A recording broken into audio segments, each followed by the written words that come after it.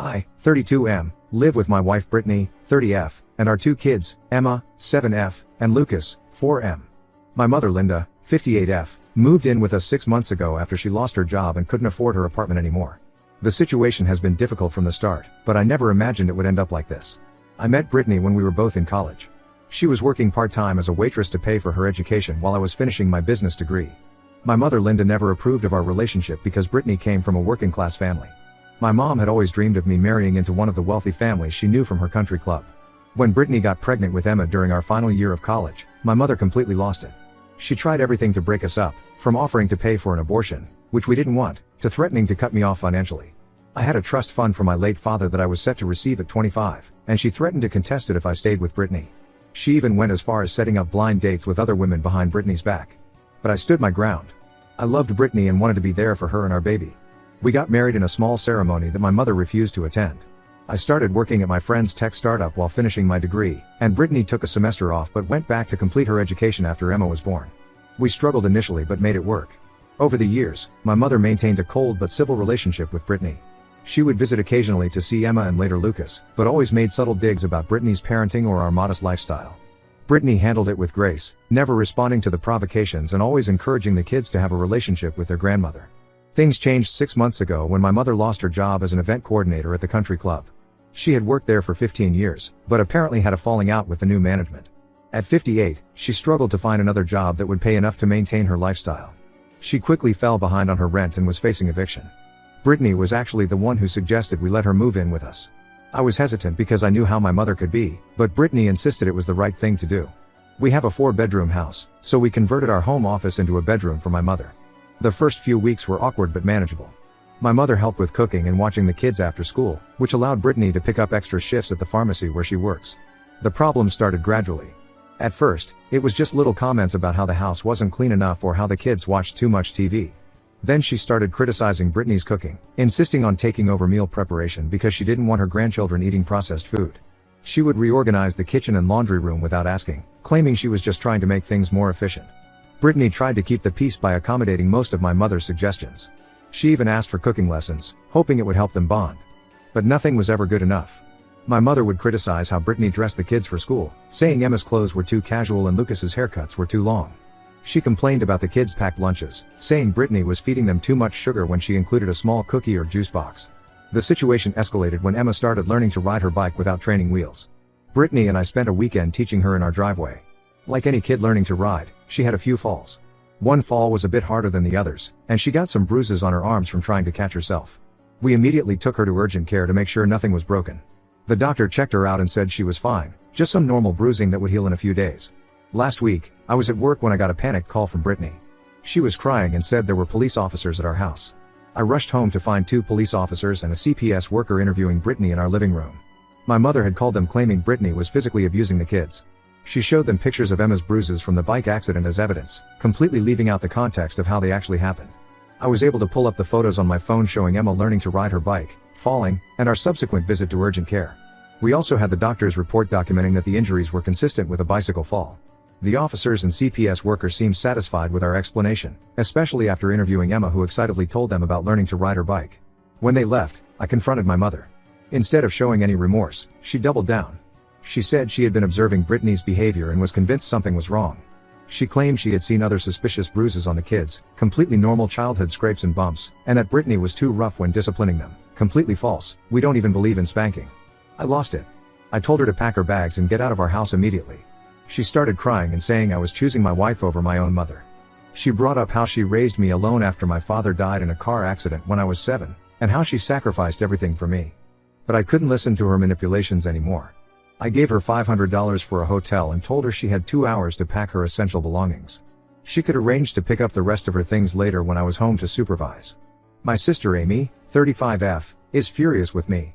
She says I'm being cruel and that our mother was just worried about her grandchildren.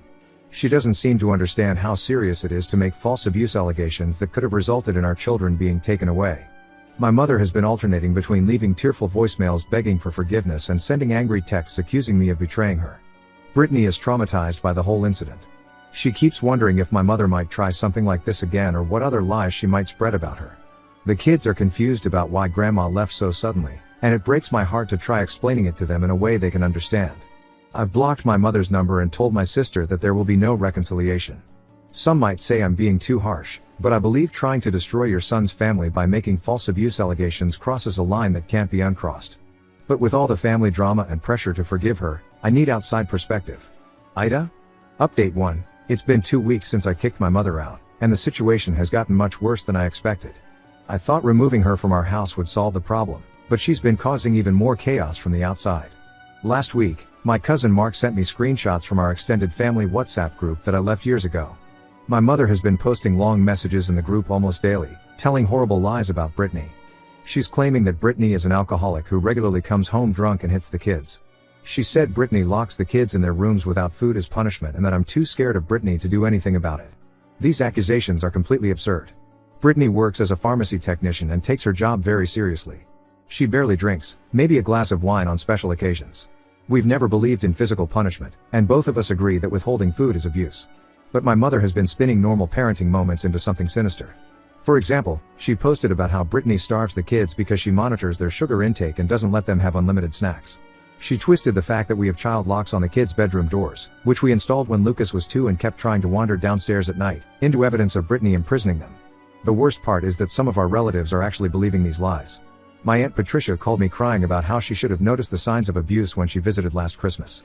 My Uncle Robert, who I've always respected, sent me a long email about how turning a blind eye to child abuse makes me just as guilty. 3 of my cousins have reported Brittany's social media accounts as abusive and try to get them shut down. My sister Amy finally came to see me yesterday and revealed some disturbing information. Apparently, my mother had been planning this campaign against Brittany for months before the CPS incident. Amy found a notebook in my mother's things when helping her move into the hotel. It contained detailed documentation of what my mother called suspicious behavior. She had been secretly taking photos of every minor scrape or bruise on the kids, normal things like Emma skinning her knee on the playground or Lucas bumping his head on the coffee table.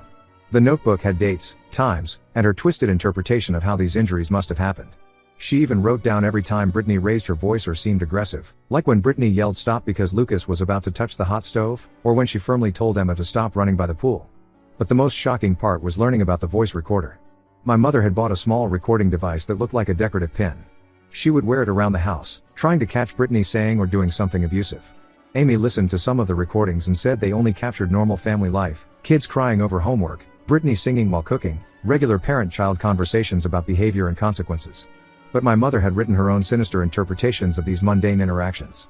When she couldn't get the evidence she wanted from her recordings, she decided to use Emma's bike accident as her opportunity. She had taken close-up photos of the bruises while pretending to apply arnica cream that evening. She even tried to question Emma alone about how she really got hurt, but Emma kept excitedly telling the bike learning story. I'm absolutely disgusted by this level of calculated manipulation. Brittany had a panic attack when I told her about the secret recordings. She keeps wondering what else my mother might have documented and twisted. We've had to explain to Emma's school and Lucas's daycare that their grandmother is not allowed to pick them up or have any contact with them. We also told them to be on alert for any attempts by her to spread her lies to school staff. I've contacted a lawyer about getting a restraining order. The lawyer said my mother's behavior shows a concerning pattern of harassment and defamation, and we have a good case for getting legal protection. We're gathering all the evidence, the notebook Amy found, the WhatsApp messages, the fake abuse reports on social media. My sister is now conflicted about the whole situation. She admits that finding the notebook and recording shocked her, and she understands why we're pursuing legal action. But she still thinks there might be a way to resolve this without destroying the family. She suggested family counseling, but I told her that ship has sailed. You can't come back from trying to have someone's children taken away. I've started responding to relatives who believed my mother's lies. I sent them photos and documentation of the bike accident, along with security camera footage from our driveway showing the exact moment Emma fell. I also shared screenshots of Brittany's work schedule to prove she's not out drinking, and our Ring camera footage showing normal family life. Those who still choose to believe my mother's lies despite clear evidence to the contrary have joined her on my blocked list. Brittany is trying to stay strong for the kids, but I can see how much this is affecting her. She's always been proud of being a good mother, and having her reputation attacked like this is devastating. The kids sense something is wrong but don't fully understand. Emma asked me yesterday if Grandma was mad at us because we're bad, and it broke my heart. We're trying to shield them from the drama while still being honest in an age-appropriate way. Update 2. It's been about a month since my last update, and some unexpected information has come to light. The restraining order is in place, which has helped reduce my mother's direct harassment. She can no longer contact us or come within 500 feet of our home, the kids' schools, or Brittany's workplace. But the family drama continues, just in a different way. Last weekend, my uncle Kevin, my mother's younger brother, asked to meet me for coffee. He's always been the most level-headed member of the family and stayed neutral during this whole mess. During our meeting, he revealed something that puts my mother's behavior in a new light, though it definitely doesn't excuse it. According to Kevin, my mother had been seeing a therapist for the past 3 years, something she kept hidden from everyone. She started going after having a breakdown at my cousin's wedding, where she caused a scene because the bride had asked Brittany to be a bridesmaid instead of asking her opinion first. The therapist diagnosed her with severe anxiety and possibly some paranoid tendencies that they traced back to my father's death 25 years ago.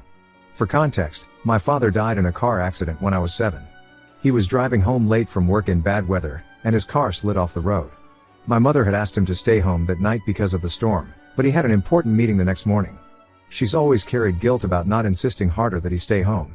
The therapist had specifically warned my mother about her tendency to project her trauma onto situations involving child safety. Apparently, she would obsess over worst-case scenarios and convince herself that by spotting danger signs early, she could prevent tragedies. She was making progress in therapy, but then she lost her job and her insurance 6 months ago, right before moving in with us. Kevin showed me some of my mother's old therapy journals that she had left at his house for safekeeping. Reading them was eye-opening. She wrote about having nightmares where she would see my father's accident, but with me or the kids in the car instead. She described feeling overwhelming anxiety whenever Brittany would drive the kids anywhere, convinced something terrible would happen. Her writings became increasingly paranoid after stopping therapy, focusing more and more on protecting the kids from imagined dangers. The therapist had specifically cautioned her about catastrophic thinking regarding child safety and warned her that her anxiety might make her see danger in normal situations. There were notes from sessions where they worked on distinguishing between real and imagined threats, and exercises for managing her urge to control situations.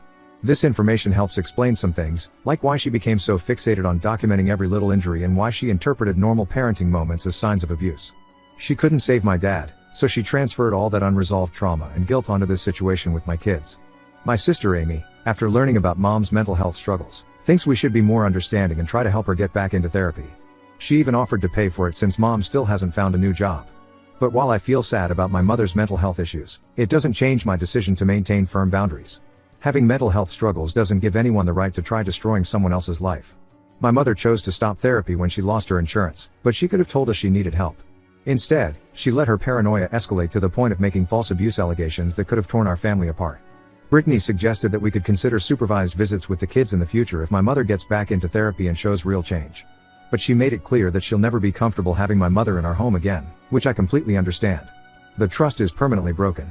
Some family members are now using my mother's mental health as another way to pressure us into reconciliation. They say we're being cruel by maintaining the restraining order when she's clearly unwell. But I see it differently. Her mental health issues help explain her behavior but don't excuse it. She made conscious choices to document, plan, and execute her campaign against Brittany. That shows enough awareness to be responsible for her actions. Update 3, it's been 6 months since everything happened, and I wanted to give a final update.